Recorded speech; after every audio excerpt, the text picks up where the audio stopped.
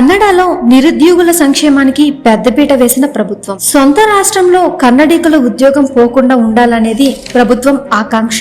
ఈ నెల కేబినెట్ లో బిల్లు ప్రవేశపెట్టిన మంత్రివర్గం 17 జూలై 2024న బిల్ కు ఆమోదం తెలిపిన ప్రభుత్వం. ఎన్నికల ప్రచారం టైంలో కాంగ్రెస్ 5 ప్రామిసెస్ ఇచ్చింది. మేనిఫెస్టోలో ముఖ్యమైన కీలకమైన 5 విషయాలను చర్చించింది. 1.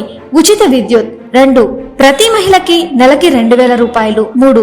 ఇంట్లో ప్రతి ఒక్కరికి 10 కేజీల బియ్యం. 4. నిరుద్యోగ భృతి 3000. 5. మహిళలకు ఉచిత బస్సు. వీటితో పాటు రైతు సంక్షేమం, ఉద్యోగ కల్పనలతో భాగంగా బిల్ ని ప్రవేశపెట్టి ప్రైవేట్ ఇండస్ట్రీస్ మరియు ఆర్గనైజేషన్స్ లో 50% మేనేజ్మెంట్ పొజిషన్స్ కి మరియు 75% నాన్ అడ్మినిస్ట్రేటివ్ ఉద్యోగాలకు అక్కడ స్థానికులు మాత్రమే ఇవ్వాలని కన్నడ కాంగ్రెస్ ప్రభుత్వం నిర్ణయించింది. ఇది ఇలా ఉండగా ఐటీ, నాన్ ఐటీ సంస్థలు తీవ్ర ఆందోళన వ్యక్తం చేస్తున్నాయి. పారిశ్రామిక రంగం వారు అర్హతను బట్టే ఉద్యోగం అని తేల్చి చెప్పారు. అక్కడ కొత్తగా ఏవైతే సంస్థలు మొదలు పెడుతున్నారో వారు అక్కడ జరుగుతున్న మార్పుల కారణంగా ఆంధ్రకి సంస్థలను షిఫ్ట్ చేస్తాం అన్నట్టుగా వ్యాఖ్యలు నడుస్తున్నాయి. కర్ణాటక మంత్రివర్గం చేస్తున్న సంచలన వ్యాఖ్యలను తీసుకోవడం ఐటీ, నాన్ ఐటీ సంస్థలకు కఠినంగా మారింది. గ్రూప్ సి మరియు డి జాబ్స్ కన్నడికులకు మాత్రమే ఇవ్వాలని అక్కడ మంత్రివర్గం నిర్ణయించింది. అక్కడ జరుగుతున్న గొడవలకు కారణంగా